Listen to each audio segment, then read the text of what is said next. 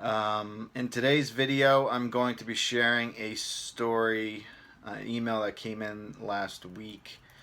Uh, and he's got some questions at the end of it that I'm going to answer, and we'll go from there. I don't look as bad as I actually feel, and I'm not touting myself. I actually feel like I'm 90 years old today, and just really worn out. I'm fighting something. I mean, my kids, man, I know I complain about this all the time. My immune system's strong, but I think that when I stay up late working and I exercise on top of it, I'm not recovering as much as I should be. So I'm overworking my body, and I feel like at those times when I overwork it is when my kids slip in something that they've caught on the playground or something, because just roughing it today. All right, so he says, "Hi, Ryan. I had a hard time deciding when to write this email to you. I thought to myself, what makes more sense? One of the first few days of my attempted withdrawal, perhaps 5 or 6 days in, or do I wait until a month or so has passed? I took my last dosage of oxycodone on Saturday the 18th, but I also had tramadol left over that I took until February 22nd, which was the last day I took anything. So I am, for the lack of a better word, successfully on day 8 of everything. I started taking oxycodone approximately 4 to 5 years ago for a tightness in my back. A couple of 5 milligrams a day slowly turned into one of the 7.5 milligrams a day, which for the last few years turned into approximately 3 of the 7.5, 325 milligrams a day. To be completely honest, I don't even really know if that is considered a lot compared to most people are taking when they decide to quit. But I can say that other than a few days here and there, I took this for somewhere around 4 to 5 years straight. And I'm going to cut in there real quick.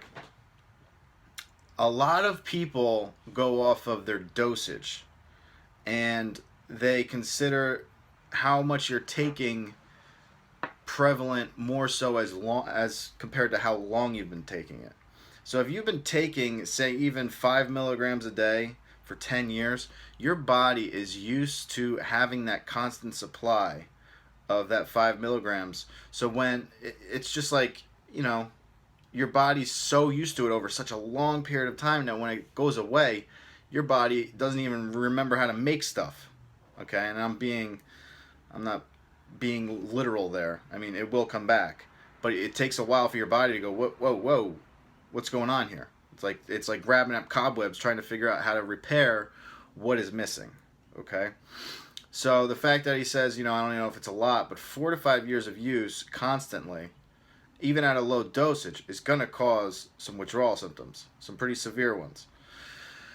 Okay, so I want to jump in there. I just recently found out in one of your videos that it's not necessarily how much you take, but how long you've been taking it. Okay. In fact, I stopped taking them mostly because I am only getting a certain amount from my doctor every 2 months, and I could feel my need becoming more than what I could get my hands on. So I thought, if I don't quit now, this could really get nasty. That's a smart man. Well, I quit, but it has still been nasty. In fact, I can honestly say that I am somewhat still in denial. When I say denial, what I mean is there is a part of me that keeps telling myself, go back to it. Take 1 or 2 a day instead of 3, and I will not be addicted and will feel fine again. Needless to say, I am not going to do that. However, right now I am living in my own world of hell. I suffer from anxiety, and I'm the type of person who gets the sniffles and thinks he has some lethal disease. So you're a hypochondriac. I know plenty of those. I did a lot of reading ahead of time to prepare myself for this, but so far my mind is winning this fight. The first day of my withdrawal was pretty much what I read about. You start to get that, man, I wish I could do it for one more day feeling, type of craving. Day 2, 3, and into 4 were absolutely horrible. I had insomnia that gave me about less than an hour of sleep. I had this electric current feeling running through my veins, to which the only slight relief was a hot shower. I was taking 8 showers a night because after a hot shower I found relief for literally 15 minutes. If I didn't fall asleep within 15 minutes, I was right back to square one and needed to shower again. By far the worst of the withdrawals that I noticed seems to go not mentioned by a lot of people.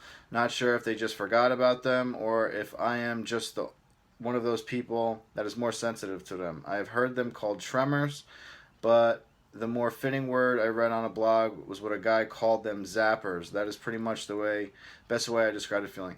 Now, the brain zaps, majority of people don't get brain zaps. Brain zaps are usually more involved with SSRIs, SNRIs, benzos, but there are people that do have brain zaps with opiate withdrawal, but it's not one of the key, symptoms. Ironically, I did so much research ahead of time that I managed to mentally make it through days 2 and 4 simply because I was prepared for it. I kind of looked at the 1 week, 2 week, and up to 2 month withdrawal stories people had, and I didn't really prepare myself for it.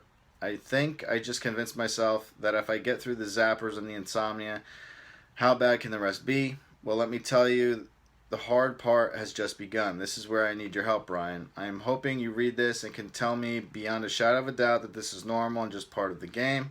It is. I promise. I am currently on day 8.5 of my withdrawals, 196 hours to be exact. I made the mistake of thinking I was out of the woods after the 2, 3, 4 day withdrawals. Day 5 was rather calm, which further made me feel like it was coming to an end. The problems came in day 6 and have continued ever since. Massive depression, which I personally have never experienced. I am used to being the funny guy, the joker, the one always talking and living for the moment. For 3 days now, I found myself on the verge of crying for no reason. Now, okay, this is all completely normal, okay? I went through this too. You have to understand your brain is very low on chemicals that will create you to be happy. Okay, so for 4 to 5 years to be on something. This is exactly what I was talking about. Your brain is trying to figure out how to make those chemicals. All right, so it's going to take a little time. So during that time period, when you're in that very low amount of chemicals in your body, you're going to feel massively depressed. You're going to have, just extreme irritability. Insomnia. I mean, everything that could make you feel somewhat normal is not going to be there. Okay, you're going to be off. Everything's going to feel off. Breathing's going to hurt. I mean, everything. That's normal. All right? The only time it doesn't stay normal is when you start thinking about committing suicide. And if you get to that point, you open your mouth. All right? Don't hold depression in by yourself and try to get through it, because it will defeat you.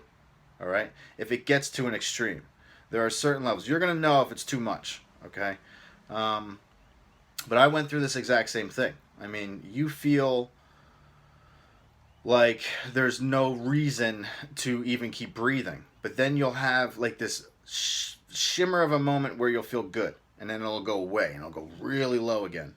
So you just have to stay on board and know that it's going to get better. You have to fight through it. This is not the easiest thing you're ever going to do. It's probably going to be one of the hardest things you'll ever do in your entire life, but it is the most rewarding because you're gaining back freedom of your life. Okay, so for 3 days now, I have found myself on the verge of crying for no reason. My body aches as if I have the flu. I feel like I am on fire 1 minute, freezing chills the next. That's your hypothalamus. It's your temperature sensor. Everything's off. It's usually like it's like 15 minutes behind. So you'll get out of the shower, and you'll be hot when you get out of the shower, or you'll be freezing cold when you get out of the shower, and you'll bundle up. You'll put all these clothes on, and 15 minutes later you're on fire, and you got to strip all your clothes off because you're sweating profusely, and then you're freezing cold again. It's like you're always trying to play catch up with your brain. My head feels like it is going to explode. Not so much a headache, but more of a cloudy, foggy pressure. Everything you're saying is typical symptoms of withdrawal, and you're explaining them really well. Cloudy, foggy pressure, feel like I am a tire overcompressed with air. I also feel like I could just lay down no matter where I am. My body feels completely drained of every nutrient I have in me, but the depression is ripping me up the most. And it goes on to say some more stuff. But you're explaining every symptom of opiate withdrawal. So don't think that you're not feeling what everybody else is feeling. This is absolutely normal.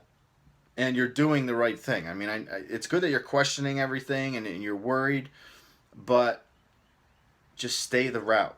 I know it's very easy to hear from you, but I did it. Okay, trust me on this. Stay the route. The only time that you should really worry and open up your mouth to somebody is if the depression gets too much. Okay, because it will for some people. Some people have to get help. I mean, I was put into a hospital and that story's well established by now. But you're explaining every aspect of opiate withdrawal.